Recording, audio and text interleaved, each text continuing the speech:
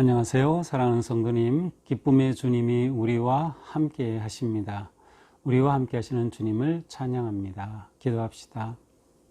하나님 감사합니다. 오늘도 명절을 보내며 저희들의 마음이 주님 안에서 평화롭고 또 하나님의 은혜를 감사하며 저희의 생각과 모든 행동이 주님을 기쁘시게 하는 삶 되기 원합니다. 오늘도 저희들은 주님의 말씀을 사모합니다. 매일매일 주시는 말씀 앞에 아멘으로 응답하며 기쁨으로 말씀을 따르고 순종하는 저희들이 될 수 있도록 인도하여 주시옵소서.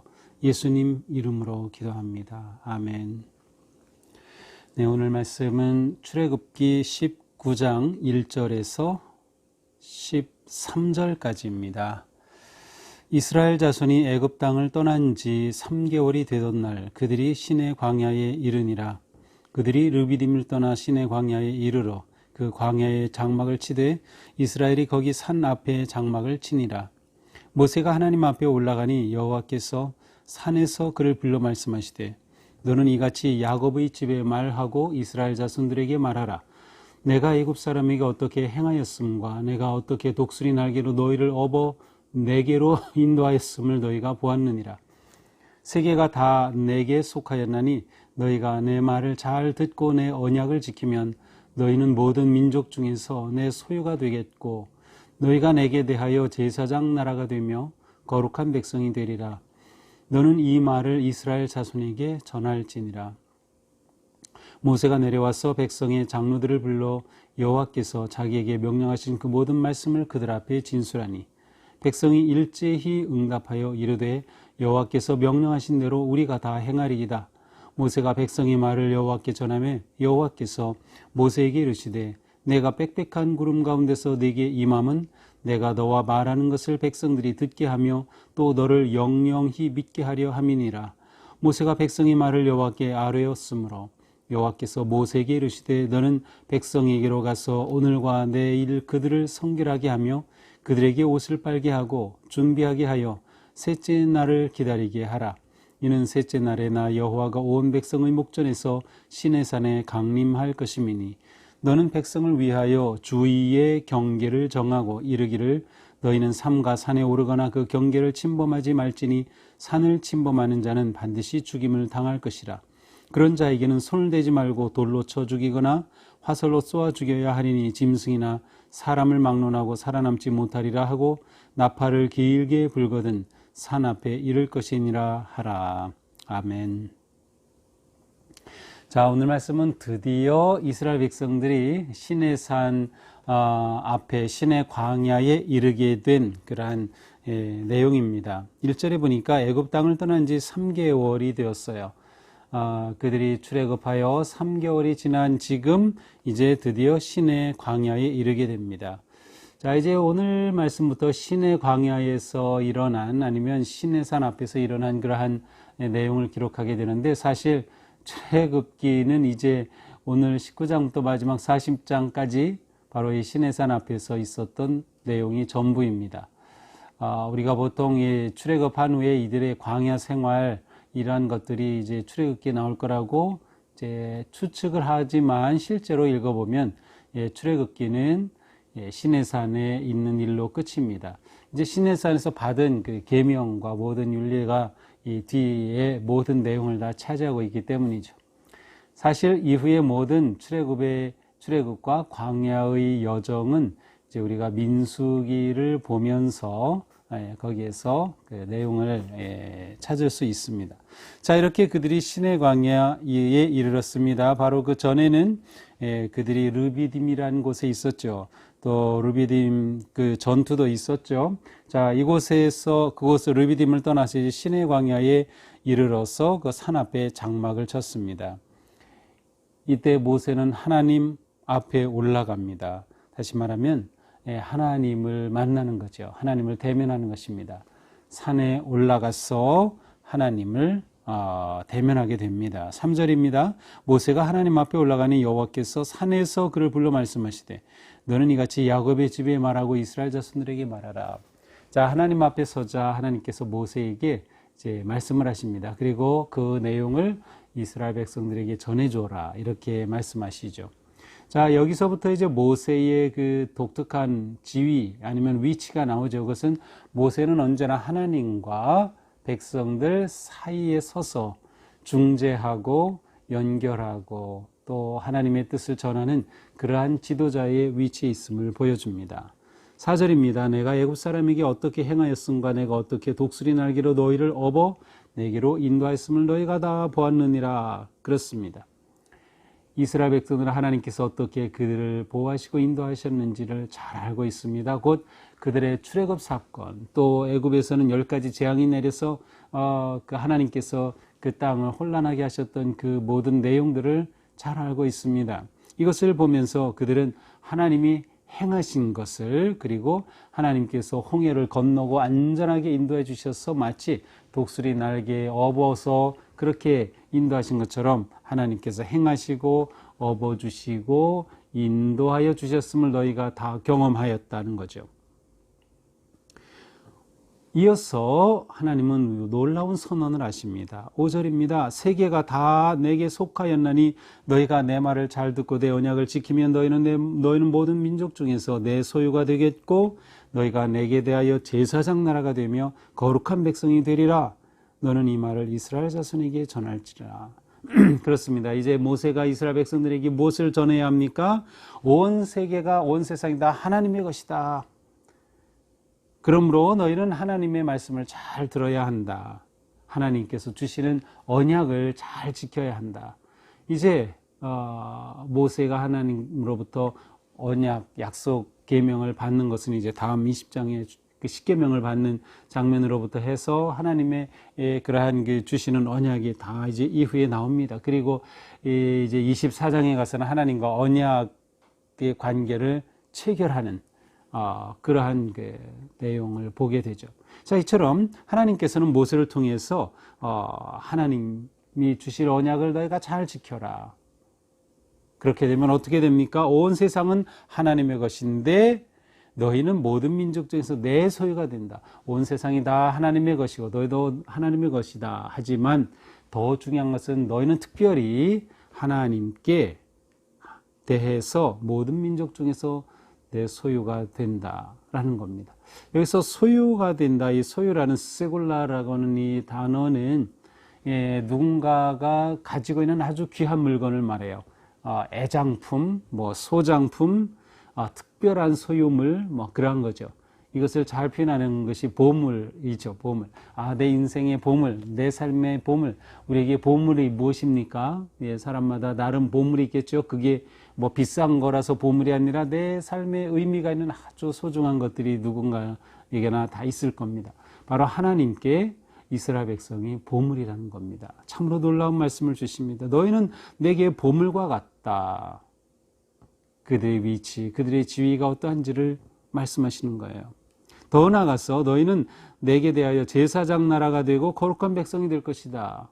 제사장의 역할은 무엇입니까? 중재하고 화해하고 또 제사를 드리고 집례하는 것이죠. 그런데 하나님이 이스라엘 백성을 제사장 나라가 되게 한다. 거룩한 백성으로 삼으시겠다. 바로 온 열방 가운데 이스라엘이 이 역할을 하는 겁니다.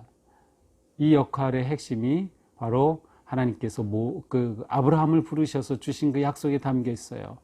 너로 하여금 모든 민족이 복을 받게 될 것이다. 바로 그 역할이 지금 이스라엘에게 주어지는 겁니다. 하나님께서 말씀하시는 거예요. 너희가 제사장 나라가 될 거야. 너희로 인해서 열방이 복을 받는 그 영광스러운 자리, 너희가 바로 그 자리에 있게 될 것이다. 거룩한 백성이 될 것이다. 자, 이 말씀을 받고 모세는 이제 산에서 내려와서 이스라엘 백성의 장로들에게, 지도자들에게 이 모든 것을 다 진술합니다. 7절이죠. 하나님으로부터 하더니 메시지를 다 전합니다. 그러자 8절 어떻게 응답합니까?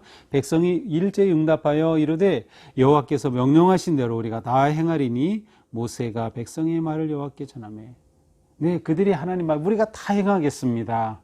우리가 언약을 지키겠습니다. 라고 하나님 앞에 맹세를 합니다. 순종의 맹세죠. 그래서 모세는 이 백성들의 응답을 하나님께 전합니다. 물론 하나님께서 모세가 전하지 않아도 다 아시겠지만 모세는 하나님이 지금 특별히 지도자의 위치에 있고 백성들이 모세의 말을 잘 따르도록 모세의 그 권위를 지금 보여주고 계신 겁니다. 9절이 특별히 더 그러하죠. 여호와께서 모세에게 이르시되 내가 빽빽한 구름 가운데서 내게 임함은 내가 너와 말하는 것을 백성이 듣게 하며 또한 너를 영영이 믿게 하려 함이니라. 모세가 백성의 말을 여호와께 아뢰었으므로. 그렇습니다. 이렇게 하나님께서 모세와 대화를 하시고 말씀하시는 것을 백성들이 다 듣게 돼요. 하나님이 보이진 않아요. 빽빽한 구름, 하나님의 임재하신 가운데 모세가 하나님과 대화하는데 그 소리를 듣게 됩니다. 그래서 백성들이 모세의 말에 귀를 기울이도록 모세가 권위 있는 그러한 지도자로 세워지도록 하나님께서 모세를 이렇게 배려하시고 세워주시는 것입니다. 또한 모세는 하나님께 그들의 모든 백성들의 그 결단을, 응답을 다 전하죠. 10절입니다. 여호와께서 모세에게 이르시되, 그 말을 듣고 하나님이 말씀하십니다. 너는 백성에게로 가서 오늘과 내일 그들을 성결하게 하며 그들에게 옷을 빨게 하고 11절 준비하게 하여 셋째 날을 기다리게 하라. 이는 셋째 날에 나 여호와가 온 백성의 목전에서 시내산에 강림할 것임이니. 자, 그 이스라엘 백성들이 이제 하나님의 보물과 같은 존재가 될 것이다. 하지만 너희는 내 언약을 지켜야 한다. 그들이 지키겠습니다. 그래, 내가 너희 가운데 임하겠다. 강림하시길 거라는 겁니다. 그런데 그들이 강림하실 주님을, 하나님을 뵙기 위해서 어떻게 됩니까? 성결하게 하는 거예요. 성결하게 하고 옷을 빨게 했습니다. 이렇게 하여 준비하게 하였어요. 11절이죠. 성결하게 하고 옷을 빨게 하고 준비하게 하여 그들로 하여금 기다리게 하였어요. 셋째 날을 기다리는 것입니다. 자, 하나님께서는 이스라엘 백성들이 제사장 직분을 수행할 수 있기 위해서 수행하도록 그들에게 요구하신 것이 뭐예요? 성결의 삶, 성결과 정결함을 요구하고 계심을 알 수 있어요. 옷을 빨아라. 그래서 외적인 정결이죠. 그러나 외적인 옷만 빤다고 되나요? 아니죠. 마음을 빨아야 하죠. 바로 준비하는 것입니다. 외적인 성결과 내적인 성결은 강림하시는 하나님을 맞이하기 위한 아주 중요한 준비였어요. 쉽게 말하면 이제 언약식이 있을 텐데 그 언약식을 위한 준비였습니다. 더 나아가서 12절에 말씀합니다. 너는 백성을 위하여 주위에 경계를 정하고 이르기를 너희는 산과 산에 오르거나 경계를 침범하지 말지니 산을 침범한 자는 반드시 죽임을 당할 것이다. 이제 모세가 하나님 앞에 서게 되는데 다른 백성들이 거기로 다가서지 못하도록 경계를 정하라는 겁니다. 어떻게 경계를 정했는지 몰라요. 줄을 쳤을 수도 있고요. 어떤 큰 바위나 물건을 이렇게 놓았을지도 모르겠어요. 어쨌든 경계를 정한다. 아하, 그렇습니다. 성결한 삶을 산다는 것은 경계를 정하는 것과 관계되어 있습니다. 줄을 쳐야 합니다. 우리가 하나님 앞에 정결하게 또 하나님을 뵙기 위해서 우리는 우리의 삶에 줄을 쳐야 합니다. 내가 넘어가서는 안 될 그 경계, 바운더리가 우리에게 필요합니다. 바로 말씀이 우리에게 그 경계의 지침이 되는 것이죠. 이 경계가 분명해야 우리의 삶이 하나님 앞에 정결할 수 있어요. 예배도 마찬가지죠. 하나님 앞에 경계가 분명해야 합니다. 하나님 앞에 드릴 예배 시간이 분명해야 하죠. 그냥 내 편리한 대로 이때 저때 예배 드리는 것이 아니고 하나님 앞에 정해진 시간에 또 경계가 필요하죠. 하나님 앞에 정해진 장소에서 우리가 지금 코로나로 모이지는 못하지만 그러나 가정에서 예배 드린다 하더라도 그 장소를 경계를 정하여 구별해야 합니다. 그래서 우리 그 온라인 십계명, 예배 십계명에 보면 거기다 초를 켜라 준비하도록 하는 것은 바로 경계를 정하기 위한 것입니다. 구별된 예배자가 되기 위한 것이죠. 우리의 모든 삶이 그렇습니다. 우리가 하나님의 자녀로 정결하게 산다는 것은 우리의 모든 관계에 있어서도 분명히 줄을 쳐야 할 영역들이 있습니다. 시간에 있어서, 장소에 있어서, 언어에 있어서, 관계에 있어서 우리는 말씀에 따라 경계를 세워야 합니다. 그렇게 우리는 하나님 앞에 거룩함을 지켜가게 되는 것이죠. 만약 이 경계를 어기게 되면 어떻게 하라고 합니까? 돌로 쳐 죽이거나 화살로 쏘라. 사람이든 짐승이든 예외가 없다. 아마도 화살을 쏜다는 것은 아마 동물인 것 같습니다. 그래서 경계를 넘어서 동물이 들어가면 동물이 뭘 하는데 그럴 수 있지만 하나님은 온전하게 구별되기를 기대하고 계셔요. 그래서 동물이 들어오면 활로 쏘아서 죽이도록 하는 것이죠. 사람은 심지어 돌로 쳐 죽이라고까지 하셔요. 하늘로부터 하나님께서 긴 나팔 소리를 길게 불 때 백성들이 다 여호와의 산 앞에 하나님의 산 앞에 이를 것이니라. 자, 이것이 오늘의 말씀입니다. 자, 오늘 말씀을 보면서 우리는 하나님께서 우리를 얼마나 귀하게 여기시는지를 깨닫게 됩니다. 우리는 하나님께 보물입니다. 그래서 우리는 하나님 앞에 오늘 본문과 똑같이 제사장 나라가 되고 거룩한 백성, 왕의 제사장으로 우리를 부르셨어요. 그래서 베드로 사도는 베드로 전서 2장 9절에서 바로 이 똑같은 본문을 말씀하고 있죠. 제사장 나라, 왕의 백성으로 우리를 부르신 그 하나님. 그러므로 우리는 하나님 앞에 보물과 같은 존재로서 어떻게 해야 합니까? 성결하게 나를 지켜야 한다. 성결하게 내 삶을 경계를 정하고 준비해야 한다는 것이죠. 하나님을 뵙기 위해 또 예배하기 위해 우리는 언제나 준비해야 합니다. 거룩함으로 준비하는 것이죠. 하나님 앞에 서는 우리 자신이 구별되고 외적으로 또 내면으로 정결과 성결함으로 구별될 때 우리는 하나님 앞에 왕같은 제사장으로서 얼마나 이 소중한 사명을 우리가 얼마나 잘 감당할 수 있을지 늘 생각해야 할 것입니다.